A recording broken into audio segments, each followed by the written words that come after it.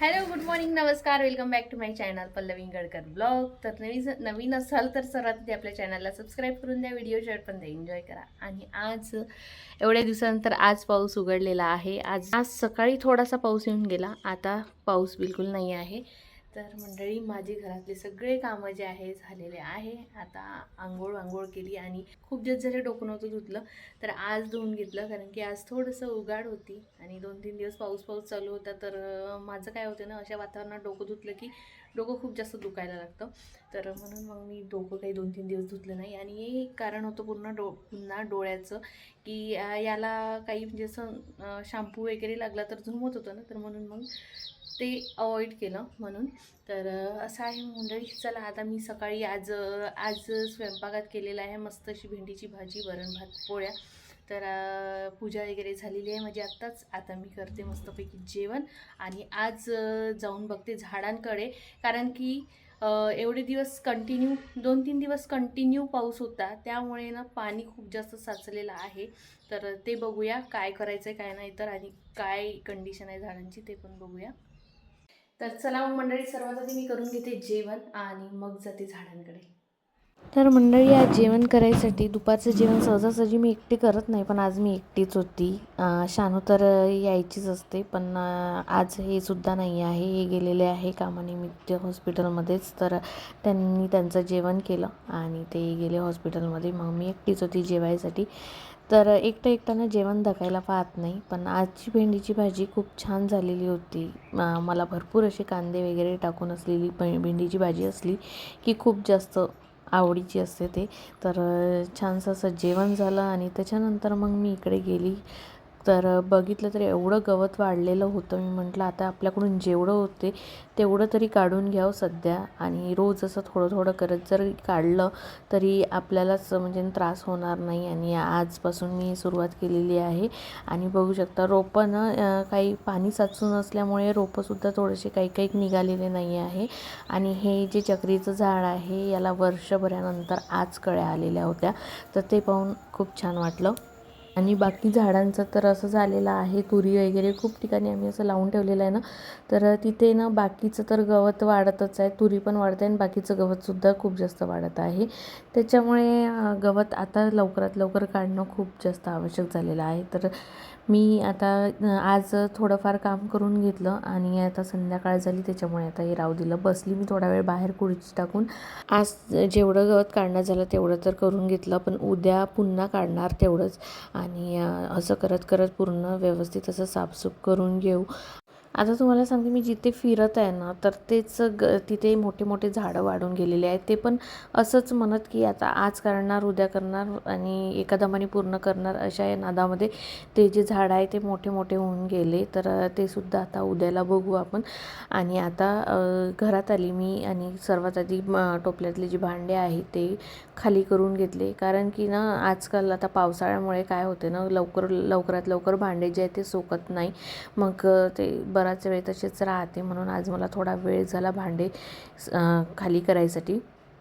त्यानंतर यांनी थोडंफार भाजीचं आणलेलं होतं ते व्यवस्थित साफ करून घेतलं. आणि सांबार वगैरे ना आजकाल खूप महाग झालेला आहे, त्याचमुळे घरी सांबार लावायचा प्रयत्न करत आहे, पण सांबार काही व्यवस्थित होऊन नाही राहिलेला आहे. एका ठिकाणी कुंडीमध्ये आहे ना लागला होता, पण ऊन जास्त पडल्यामुळे मध्ये ना ऊन जास्त पडली होती, त्याला पाणी देण्यात नाही आलं. ते एक तर ते वर ठेवून आहे, त्याच्यामुळे ते सांबार पण सुकून गेला. मग आता पुन्हा टाकलेले आहे मी धने.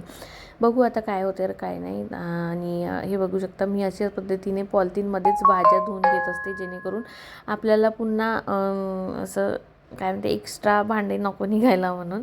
सर्व व्यवस्थित साफसूफ करून घेतल्यानंतर आलू उकळायला लावून दिले, कारण मला करायचे होते रील्समध्ये पाहिलेले पकोडे. तर खूप दिवस झाले मी रील्समध्ये पाहत आहे, पण ते ना कधी करणंच नाही झाले. आणि का नाही केले एवढे दिवस ना, इतके छान टेस्टी झालेले होते. चला आता मी तुमच्यासोबत पण रेसिपी शेअर करते. तर हे मी तांदूळ भिजत घातलेले होते, 1 वाटी साधारणतः 1 वाटी तांदूळ भिजू घातलेले होते. आणि 2 आलू उकळी टाकलेले होते, ते उकळून झाले. आणि इकडे तांदूळ पण भिजलेले होते, तर मिक्सरमधून बारीक करून घेतले. त्यानंतर आलू जे आहेत ते पण मिक्सरमध्ये असं बारीक करून घेतले, त्याचा असा पेस्ट झाला.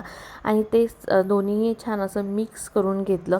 आणि तुम्हाला सांगते चिली फ्लेक्स जे आहे ते काही घरी होते नाही म्हणून छान मिरच्या वगैरे भाजून घेतल्या तव्यावर आणि त्याचाच असा कूट केला. तर सर्वात आधी यामध्ये जाणार चिली फ्लेक्स घरगुती जे आपले बनवलेले आहेत ते, आणि त्याच्यानंतर यामध्ये जाणार जिरं, चवीनुसार मीठ, आणि त्यानंतर भरपूर असा सांबार म्हणजेच कोथिंबीर. जास्त कोथिंबीरमुळे काय होते ना, तर एकतर त्याला रंग खूप छान येतो आणि म्हणजे दिसायला खूप छान दिसते. आणि मेन म्हणजे कोथिंबीर ज्याला आवडते ना त्यालाच माहिती आहे की कोथिंबीर जास्तीत जास्त टाकल्याने काय एक स्वाद येतो म्हणून. तर खूप जास्त प्रमाणाची कोथिंबीर टाकलेली आहे, म्हणजे सांबार आमच्या इतर सांबारमध्ये आला. तर एवढ्या कमीत कमी साहित्यामध्ये आपण हे छानसे असे पकोडे करू शकतो आणि इतके क्रिस्पी होतात ना हे. तर आता हे बघा, हे सर्व आपण जे साहित्य टाकलेलं आहे ना हे सगळं मिक्स करून घेणार आणि याला 10 ते 15 मिनटं असं मस्त म्हणजे असंच राहू देणार.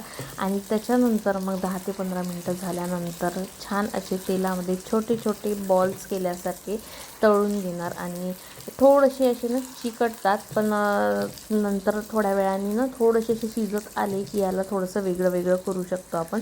तर हे अशा पद्धतीने छान असे तळून घ्यायचे.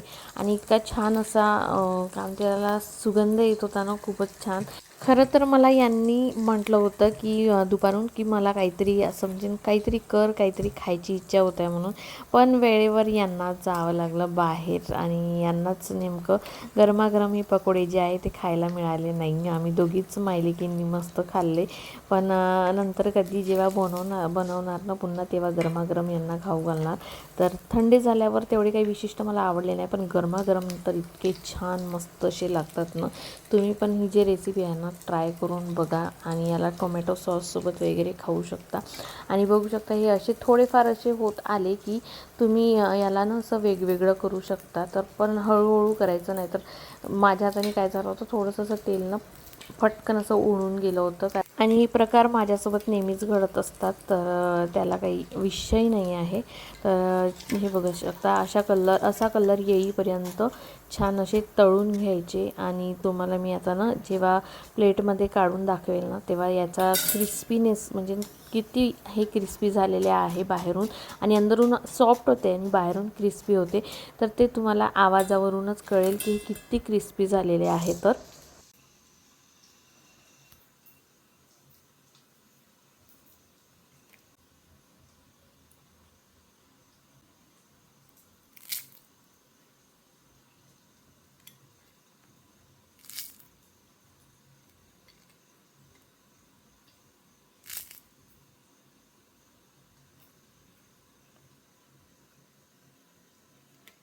बघितलं ना किती छान झालेले आहे हे तांदळापासून तयार झालेले पकोडे. आणि तुम्हीसुद्धा खरंच ट्राय करून बघा आणि गरमागरम खाऊन बघा. इतके छान की मला पण असं वाटत होतं की मी हे याआधी का नाही केले, कारण की किती दिवसापासून रेसिपी ट्रेंडमध्ये आहे. जेव्हाही पावसाळा सुरू झाला की हे पकोडे तुम्हाला दिसणार म्हणजे दिसणारच. आणि एवढ्या दिवसानंतर मी आज ट्राय करत आहे.